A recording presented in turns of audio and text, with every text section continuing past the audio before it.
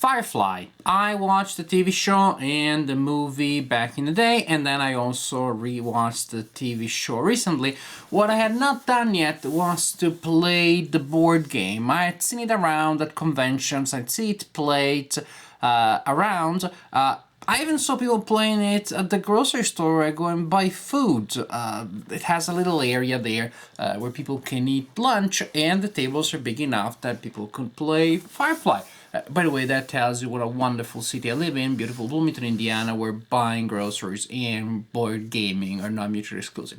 So I saw a lot of people around playing it, and I heard such good things. Everybody that tried it was raving about it, so I finally decided that it was time for me to pull the trigger and give a try to Firefly, a game that is based on the TV show and tries in many ways, as you will see, to capture the spirit of the TV show. So it's not just a generic game with art and images from the TV show, but there has been a lot of work and thinking has been done here to try to convey the theme through the mechanics of the game. Let me show you how the game works. This is a general view of the board of the game. Large, nice, colorful, very easy to use because the sectors are very well identified. At the beginning, I have to tell, I wasn't too taken by the graphics. I don't know why, but it really grew on me, and I really enjoyed not just functionally but as a component now. And this is the map where your fireflies will fly from planet to planet, delivering stuff, performing jobs for various people, and so on and so forth. Each player has a firefly ship represented by a card such as this one.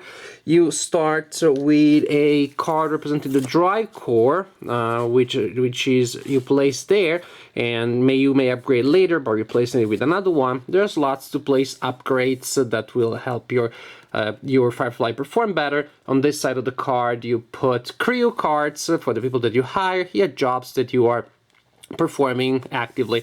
And you have an area where you place tokens representing parts, representing fuel, and other stuff that you are carrying on your Firefly. That may be passengers, fugitives, contraband, or cargo.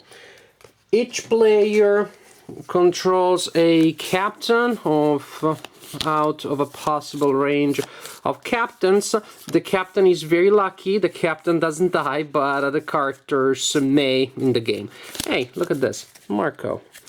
And each leader will have an ability which is explained there, and also some icons. We'll explain what the icons are later, but the icons are used as bonuses when you're trying to take tests. At the beginning of the game, the players will choose a scenario. There are several ones, and each scenario has a different set of goals that you need to meet. Some have multiple goals, and then you need to complete them in order. Other scenarios work slightly differently. There's also a solitaire scenario, so that's pretty neat. You can play the game also when no one is around. And so you simply choose the scenario, and that will tell you the victory conditions. That is what changes. Most of the game otherwise will remain the same. When you complete a goal, you get a token. Hooray! And the first player to collect all of the gold tokens required to win the game is the winner of the game. Alright, during your turn you can perform 2 actions out of a set of possible 4 actions, but you cannot take the same action twice in the same turn.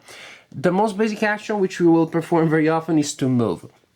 To move, you can choose to move by a single space, in which case you do not consume fuel and you don't have to face any possible danger. That's it. Or you may choose to go a little faster, in which case you do burn a fuel token. You need to have one, of course, and you can move up to a number of spaces up to the number of spaces indicated on your drive core card. For example, at the beginning you start with a drive core that allows you to move up to 5. So you could move 1, 2, 3, 4, 5. But not so fast, because when you're going so fast, you're not being as careful, so you may encounter people, stuff may happen when you get visible. So there's a deck of cards that you draw from each time that you enter a space that has blue edges when you are moving fast. So I move by 1, I draw a card, I look at it, I resolve it, in this case nothing happens. Then I want to move again, I draw another card, again nothing happens. but then other times things will happen. Sometimes things happen that may even be good or potentially good. In many cases, the encounters are not things that really are pleasant. In other cases, you have encounters that don't matter all that much. And again, you have a lot of possible effects.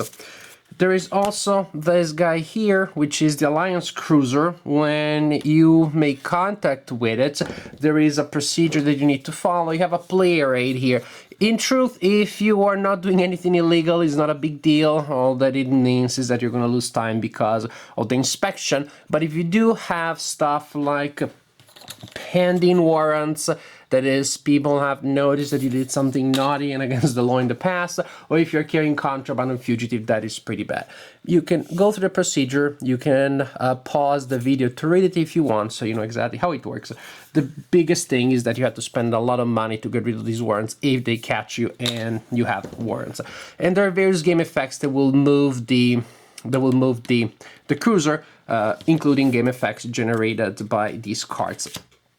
So this is the general idea. When you're moving faster up to the speed indicated on your dry core, you have to face encounters.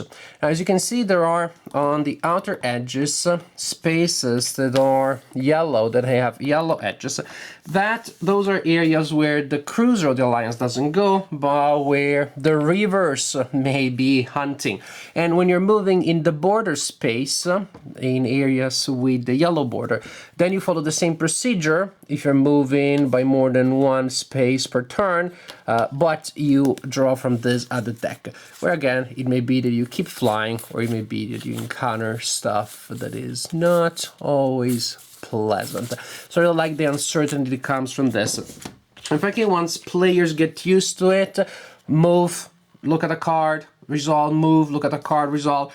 It doesn't take too long. When I read the rulebook, I was afraid that it would take forever to resolve movement, but that wasn't the case.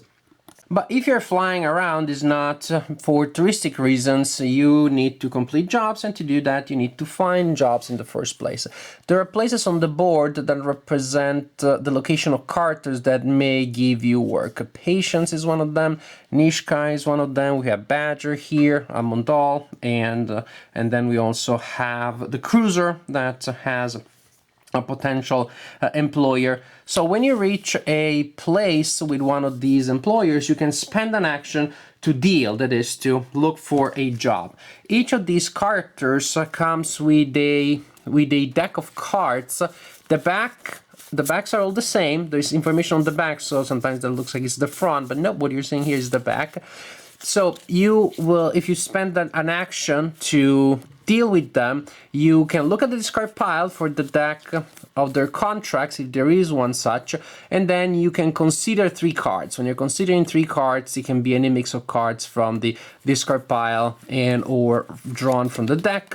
You look at the 3 cards that you are considering, and you can keep up to 2. When you keep these jobs, when you decide to accept the job, you keep them face down in front of you. It will take an action to start working on the job. So it's a specific action just to get new contracts. And you can have up to 3 face down unstarted contracts. Now, contracts usually are of 2 types. One is pickup and delivery, in which case you have 2 locations indicated here, one where you pick up stuff and one where you're supposed to deliver it.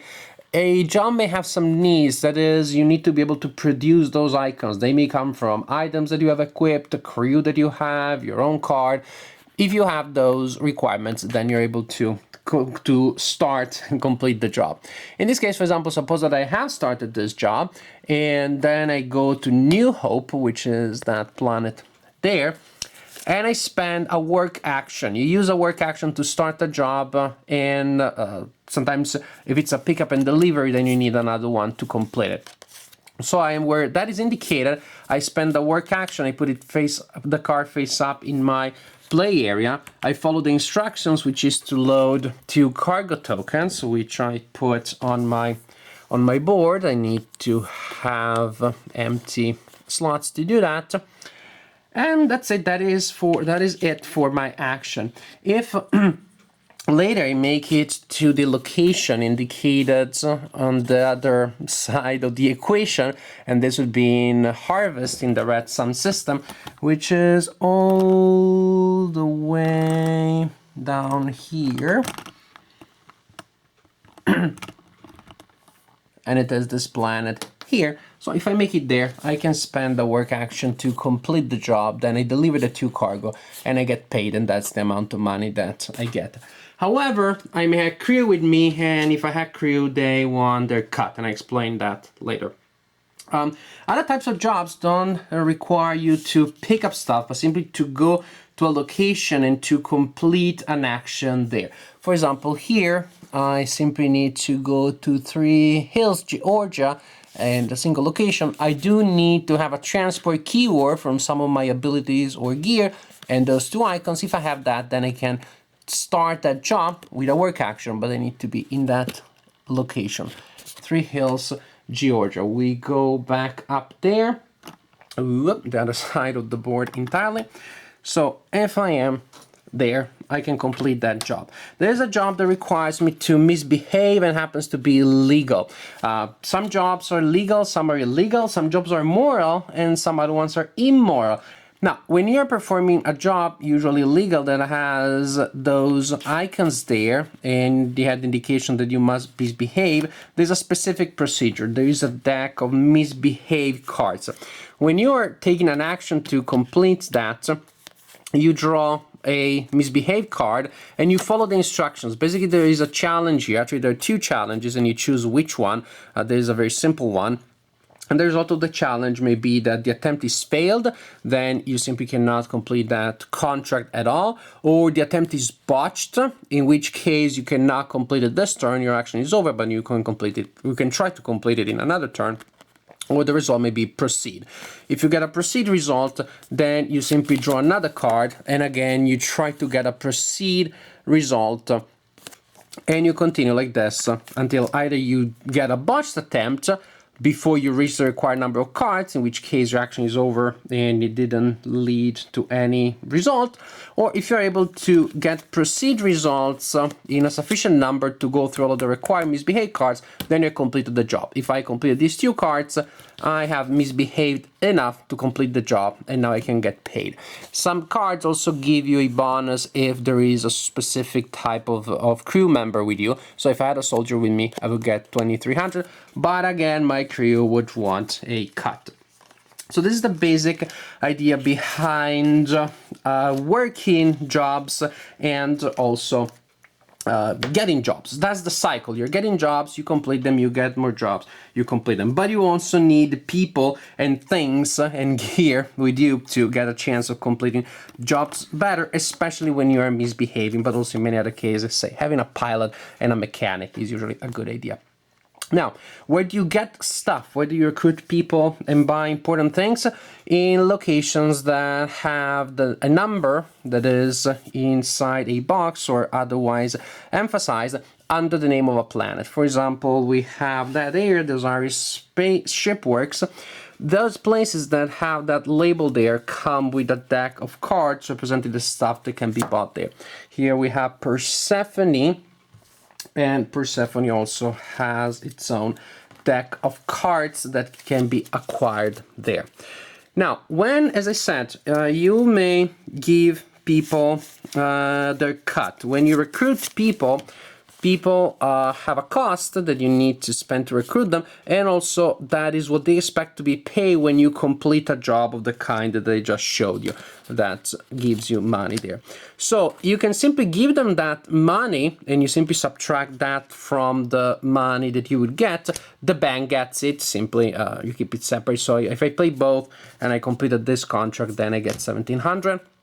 You can pay them, or you can decide to pay only some of them or none of them. When you do not pay some of your crews, the unpaid crew gets a disgruntled token. These tokens are pretty cute, but they're also very different from the aesthetics of the rest of the game.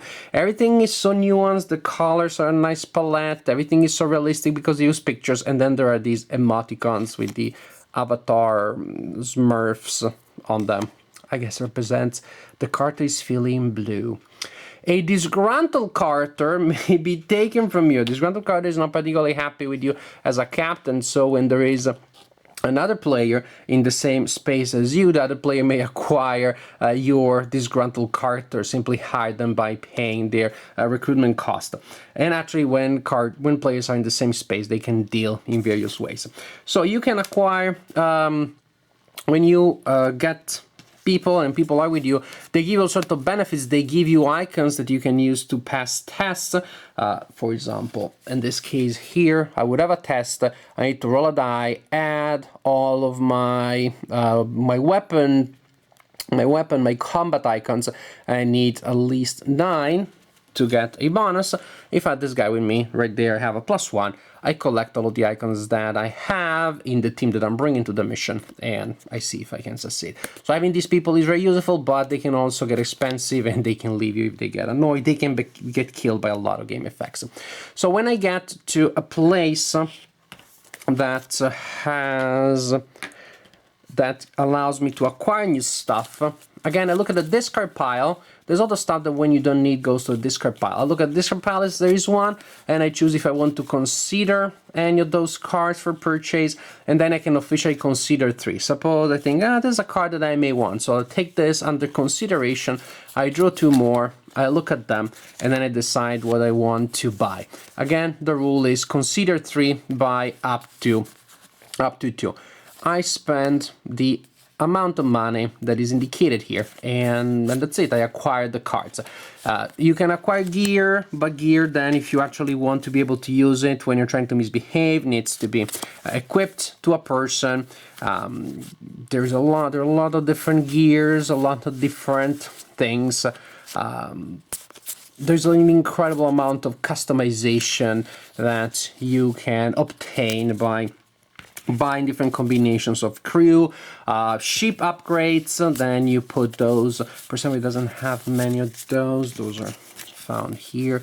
And different locations have different combinations of things. So you can get a new dry core, a ship upgrade, that allows you to do more stuff, recruit people. Incredible amount of customizations that you can do by improving your ship or getting a crew, buying stuff for your crew. When you are performing the buy action in one of those places, you can also buy parts for 300 credits and or fuel for 100 credits as part of that action. Or you go to one of these places where there are many amenities and you decide instead to give a free weekend to your people. You give 100 credits to each. You don't perform anything else because they're out there having fun. But in this way, you remove the disgruntled tokens from your crew. Everybody who is disgruntled doesn't become disgruntled. It's not disgruntled anymore. There are a couple of other actions. For example, a very interesting thing is that when you complete a contract, you flip it face down and you put it by your card, actually under your card, so that only the name of the person you complete a contract for shows. Now you're solid with that person, and when you are in the same space where the person is, you can sell them contraband or cargo for the price indicated there. Different people you may be solid with will pay different amounts of money for the stuff that you may give them. This is a very good way of making money. But if you complete a contract for one of them and you get a warrant while you do that, well, they don't like to be on the radar. They don't get to be associated with people that get caught by the authorities, in which case you're not so solid. You lose the solid status and you need to complete another job for them to show your reliability. And so this is how the game works. You fly around, you get jobs, you complete them. As you're going around working your jobs, you also recruit people, buy gear, improve your ship, and you continue like this until one of the players has completed all of the goals of the scenario. At the point, the player is declared the winner of the game. I think this game does a really good job of both capturing the spirit of the TV show and being a good game, which is very important because you can capture the spirit, but then if it's just a bad version of the TV show without a dignity, a personality, qualities of its own, then I can just watch the TV show instead of getting a bad copy. This is an alternative to the TV show. It's a reimagining of the TV show, which is, of course, more interactive. You enter the universe of the TV show. You interact with the characters of the TV show. you perform some of the things that you've seen there. And it works. It all goes together very well. There are just so many wrinkles of the TV shows, so many angles that have been brought in that I find it's really admirable. Just to give an example, something that really impressed me when I was looking at the cards before I even played the game, I saw that the card of Saffron, if you remember her, she's introduced in the TV show when she's pretending to be Malcolm's wife, and then it turns out, oh, spoilers, and then it turns out that she just moves around the galaxy, changing identity, having several identities over time, and manipulating people around her.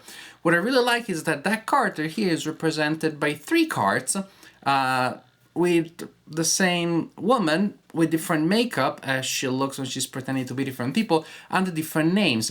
And only one of those can be in play at a time. So if you buy her as Saffron, and she's helping, which is a pretty good character, then if somebody else buys Yolanda, you have to discard Saffron. That's such a simple way of representing the fact that she left your crew in the middle of nowhere without any warning, and she changed identity, and now she's working with or for somebody else. It is this kind of thing that I find impressive. This is just an example, but there are a lot of other times where you can see the theme that has been captured very well in overall economic ways. So much so that the rulebook was kind of deceptive. I thought that the rulebook was missing a lot of important information. I went to the rulebook and I couldn't find details about where you pick up cargo or what the parts are for. It's one of the things that you have on your ship at the beginning. Worry not, the rulebook tells you all that you need to get started with the game. The fact, in fact, is that so many of these sub-rules or specific cases, they are not in the rulebook, they are in the components. So you'll learn them as you play the game. You learn them when you need to. You pick up the Saffron card and it tells you when one of those other 2 cards are in play, you need to discard this one. The parts, you pick up a card where you realize that if you want to spend a part, you'll be able to keep flying, otherwise you have to stop. These kind of things are all in the cards, are all in the elements of the game. I really like this.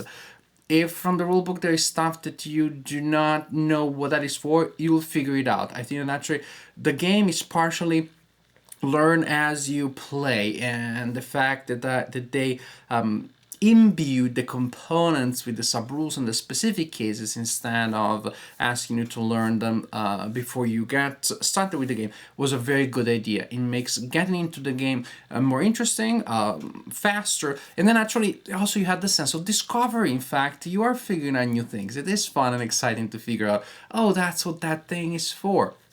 So you play the first game or 2 as learning games to learn about the specifics of the game, and those games will be fun too. And then once you know all the wrinkles, of course, you can play more proficiently, but maybe some of the magic of discovering the mysteries of the game will be lost. Whatever, it's a trade-off. It really captures so many other interesting things. For example, the difference between things being moral, immoral, legal, illegal. The 2 things do not coincide. Sometimes they overlap. Some things may be moral and illegal. Some other things may be immoral and perfectly legal. For example, if you perform some immoral job for the Alliance. And the way that the psychology of the characters has been, again, ingrained in the system. So some characters will be okay doing some jobs, so some other characters will be begrudgingly perform the job, but then they'll get disgruntled. Some people will refuse entirely to participate to certain jobs. Other characters will react differently. The personality of the people in the TV show have been captured, again, in a fairly detailed list of many specific cases, but they've all been elegantly hardwired into the components, so they don't make the game feel fiddly, they make the game feel rich. When you encounter a new person, the person will behave in different ways from other people. The instructions on how to deal with that person are there. Again, you didn't have to memorize all the stuff, you learn what you need, and you have the sense of a thematically rich, detailed environment full of interesting things to discover, dangers around the corner, etc., etc. You do have the sense of the large spaces. You have the sense of the exploration. enormous thematic variety from the pick and delivery job that you do, pick up and deliver, to other more adventurous and morally questionable, at least legally questionable jobs. So the contractors that you get jobs from, they work in different ways, they will treat you differently, they have different requirements. There are really a lot of personalities. There's almost like an RPG element. Well, you as the character, in a certain sense, the least the more linear character, you get an RPG sense when you see all of the alchemy of the characters around you working together in different ways, and your crew, for example, interacting and acting in different ways under different circumstances, in different situations, under different pressures, etc., etc. There's a great thematic richness, which actually is still handled very well, very efficiently in terms of gameplay procedures. I definitely like this. The big question, of course, is like, what if you have never watched the TV show? Really? Either somebody who hasn't, somebody who's interested in game culture and hasn't seen this. Who knows? Maybe you are the one person. Don't be ashamed, but try to correct that if you can.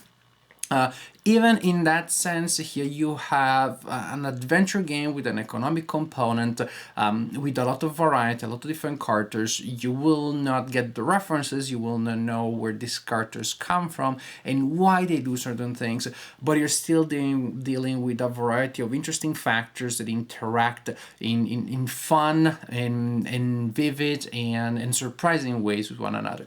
You're still entering a universe of game elements that really interact well, and they give you a very fluid, very dynamic experience. Firefly, the game. Now I do understand why people were raving about this. It's a really good game per se, even if you knew nothing about the show. If you know about the TV show, then it's gonna be even more pleasant for you, and definitely it is pleasant in general to see a game that has such a strong, lively connection with its theme. That is not just a ripoff, like just a way of milking cash out of a well-known TV show, well-known product.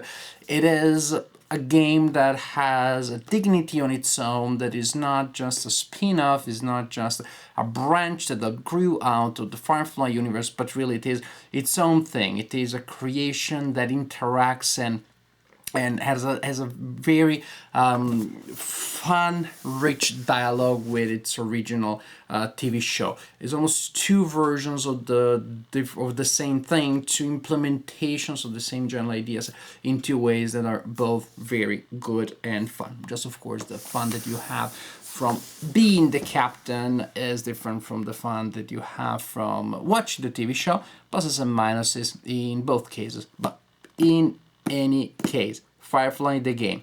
A really good game for anybody and everybody, and an even better game for those who know the TV show.